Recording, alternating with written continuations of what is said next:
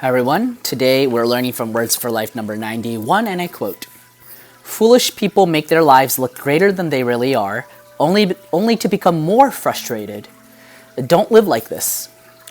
Words for Life number 91. Foolish people make their lives look greater than they really are, only to become more frustrated. Don't live like this. Thank you, Master Okawa. Okay, this one's really hard. So this is my thought. There are different ways of looking at it, so let me know your thoughts. But I think he is defining what it means to be foolish, which is the third poison of the mind. I think there's two parts to this. One, people who make their lives look greater than they really are.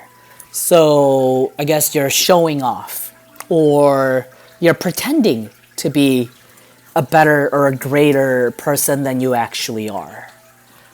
That's foolish, right? That's foolish, but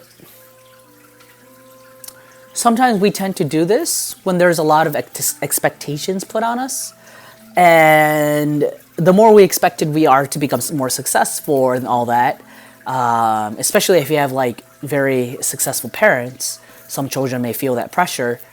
If you have this, if you grew up in this sort of surrounding, we can sometimes like become two-faced.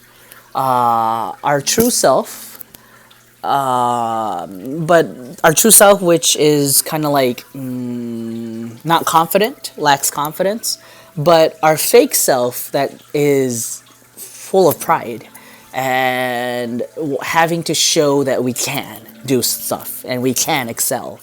And when this discrepancy gets bigger and bigger, in Japanese we say you're living on your tippy toes. It means like you're showing yourself taller than you actually are. So it's very important to be, I guess in Japanese again, your naked self. That means like to be your true self, to be yourself without any facade, without any masks on, to be your honest self. And not living like that is foolish. The second one, only to become more frustrated. Frustrated here means like filled with discontent or complaints or grievances. When you live a life, if you see someone who's always complaining, not having this, not having that, I was hurt by him, I was hurt by her, and if they continue playing this over and over again in their minds and always repeating the same misfortune that has occurred to them maybe even a decade or even decades ago, it looks foolish. You have to get over it. Life is not fair for anyone. We all go through it.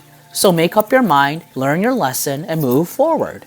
We'll probably feel that way if we see it in another person. So, unfortunately, it's foolish to continue living on the misfortune that you experienced in the past. You already were given the power to overcome it from Lord God, from the eternal Buddha.